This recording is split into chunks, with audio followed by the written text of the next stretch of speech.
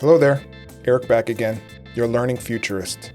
Let's talk about a visual Turing test. What might that be? Well, what this brought on is a bunch of prototype virtual reality headsets that were unveiled this week by Mark Zuckerberg and the rest of Meta, and what was formerly known as Facebook Reality Labs. And this was a bunch of fascinating stuff that they're working on this particular problem, which they called the Visual Turing Test. And this has been in the news recently. And they developed a bunch of different prototypes to attack this problem, which they call the Visual Turing Test, in different ways in different headsets. So this was also in the news recently because a chatbot at Google apparently has been argued to have passed the Turing test in text form. So Alan Turing created this test a while back to as a kind of primitive and first measure of artificial intelligence. So the Visual Turing Test, what is it? How does these new head-mounted display prototypes mean for the future of education as far as being able to simulate real worlds? Coming up in this video.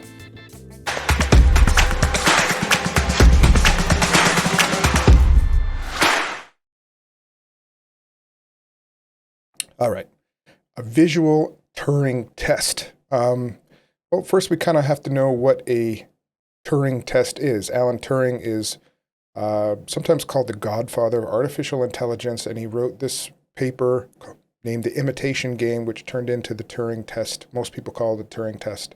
Imitation Game was also a movie, a biopic about Alan Turing and his contribution to efforts to decode Nazi transmissions during World War II.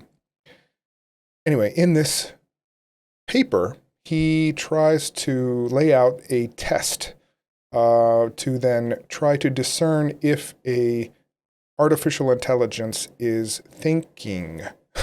This is not necessarily, we have a much more deeper and broad idea of what artificial intelligence is, but this test is basically you stick one person in a room on a machine, and it starts talking to someone via text. And on the other end, you have a person or an artificial intelligence. And you chat with this either AI, chatbot, or a person.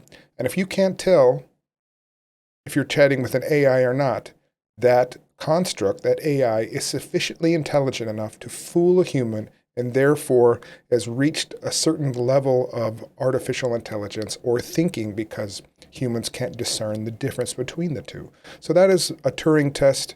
That's why it was in the news recently, because there's a Google engineer that thinks his chatbot has gone sentient because he can't tell the difference between it and a real person when he chats with it. But a visual Turing test is very different. Instead of just chatting with a construct, a chatbot, the idea of a visual Turing test, as described by Zuckerberg and the other engineers and researchers at Facebook Reality Labs, to be able to be in a virtual simulation and not discern it visually from your own reality. So have a VR simulation, and they're talking about in the context of a headset, so visually stunning, so perfect, that you cannot tell it from not wearing a headset, other than maybe a little weight on your face or something like that. But visually, it looks exactly the same. So what are some of the things that might go into the technologies needed, software and hardware, needed to recreate a perfect visual simulation? So much, though, that you couldn't tell it apart from looking through your eyes to the real world. And they come up with these various prototypes, different headsets that kind of go down the rabbit hole in many individual technical hurdles that are in the way of making this visual Turing test a reality. Butterscotch, Half Dome, Distortion Simulator, Starburst, and Hollowcake 2 were all kind of talked about and unveiled in a multitude of media and interviews this week out of Meta. And so these all kind of tell a little bit about some of the technical issues that go into a visual Turing test and what that might entail. And it also is very telling about how far we need to go to actually create almost perfect virtual simulations for humans, and what that might mean as far as developing things now for education in these constructs. First one is resolution, and they developed this headset specifically for this. It was called Butterscotch. And when we put screens close to our eyes, we start to see the pixels in them. We can put the pixels closer together. We kind of know what the resolution of our eyes can handle. I think it's about 60 pixels per degree. That's how it's measured. So per 1 degree of field of view, there are 60 pixels in there. And so you can imagine if we want to do our whole, even peripheral vision included into a screen, that is a lot of pixels to push. And to put that into a headset, we currently don't have the screens or the technology to have that many pixels in that small of space. We're getting close on this one, though. And also to push that many pixels as far as power and software and graphical processing is also quite heavy as well. So notice there's a theme in here when we're talking about all these constraints and all these things, all these technical hurdles. When you go to design a headset, you kind of have to make design choices, one over the other, to put into a headset, because all of these prototypes are in separate headsets looking at these separate problems. And right now it's impossible to add all of these things into one headset. They're trying their best, though.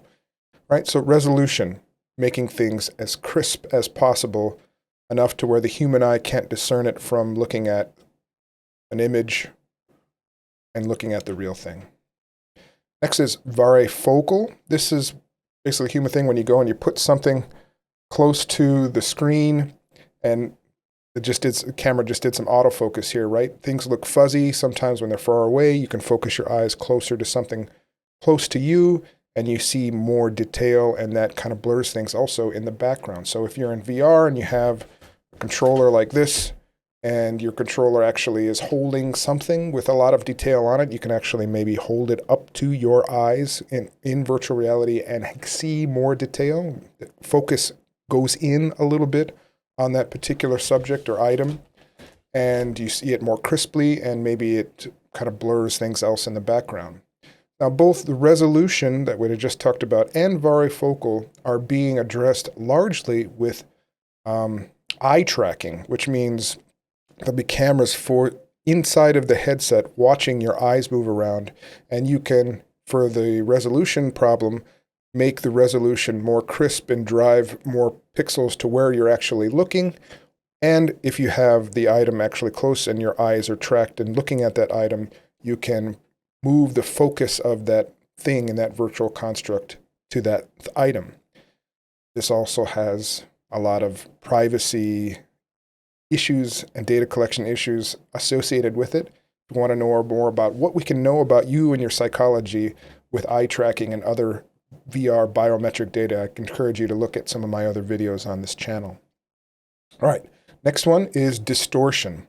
There's a lot of effort that going into making the headset smaller, close to your face, less heavy, more ergonomic, and that is being sought after with a variety of different optics and lenses and glass, refractive light.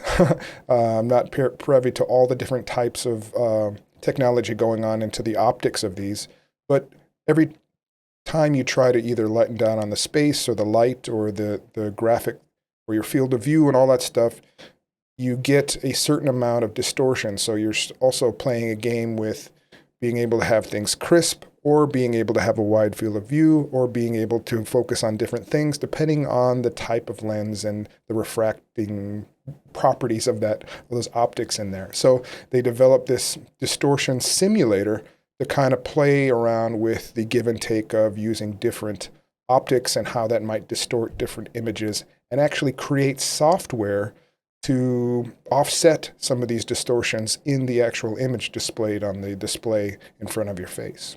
Very interesting. Dynamic range is another one. headsets are put right in front of your eyes. There's always that joke, right? When I was a kid, my mom said, "Don't sit so close to the TV," and now I'm putting a screen just inches in front of my face. But of course, you don't need that much brightness. You're closing off all the light around your face. Those panels in that display, they want to save power as well, so they're not very bright, and they don't have a big range of brightness. So in real life, though, that happens all the time. I'm in my home studio, and I got a couple of bright lights, and you can see the contrast of bright and dark all over the place, and it could be very bright. So to have that kind of feeling, to give you that immersion and make it feel real, you need to have a range of brightness much different, much broader than what's currently available in the headset. So maybe have one very, very bright light in a corner of a room in a virtual space that requires more dynamic range. We're higher in different amounts of light and different amounts of color and brightness and vibrance of color in that currently are difficult to do. But they made this particular headset just for that purpose. And you notice how this headset, because there's a lot more light that needs to display, they put in some extra fans to keep it cool because it's going to burn your face otherwise. And there's some other properties because you're basically putting a TV on your face with that is much, much brighter, and therefore it gets hot. And so there's some other technical issues along with that as well. All right, so the biggest hurdle is trying to put this all together in a way that's both doesn't weigh you down and doesn't take a lot of power and doesn't overheat and can go into processors. That's something that could maybe go into something like your phone that could be worn and be mobile. And all of that is pretty much not possible right now. But their Meta's last kind of prototype that they showed, I think that one was called the Hotcake 2. I think that was called the Hotcake 2 or something like that. And it is kind of I think I also heard it called Cambria in other contexts, but it's attempting to make some design choices and put all of the best possible of those other things into one headset. And right now, because of those choices, this one has to be plugged into a PC to drive those pixels, and therefore it doesn't have to have all those processors inside. It doesn't heat up your face as much. But moving towards the future, this is also part of the ergonomics, the part of the calibrating these things to people, different eyesights, different different faces and noses and all that stuff is very hard to do, and we're finding a lot of issues with that as well. So what does this mean for the future? I work with virtual reality in different contexts in education. This is a Vive. This is wearing a headset that's over 5-6 years old now. That's in my lab. Still use it. It still works great. Augmented reality, where we're putting digital things on real things. This is an app that I created for educational purposes for augmented reality. New version of that, Reality Lab, coming out very soon. And the My Hometown project, where we're taking students and putting into virtual reality. So these more high fidelity, more closer to passing the visual Turing test. I can imagine something like virtual tourism becoming much more compelling as we move to the future. And Zuckerberg says that this is between 5 and 10 years out, probably a little more. We'll see. So we get into these constructs like virtual tourism and virtual travel, virtual exchange, and other kind of high fidelity simulations for medical training and vocational training can be much more compelling as this technology gets more real and starts to get closer to that Turing test. Got a bunch of more courses that I teach on this. You can look at that at togetherlearning.com. But this has been a fun one, guys. I hope to hear your opinions about what you think about these new headset prototypes, if you think they're coming soon, if you think you're going to see any changes to Meta and their policies around that. That's another big question mark in my mind as well. Anyway, thanks, guys. See you in the next one. Bye-bye now.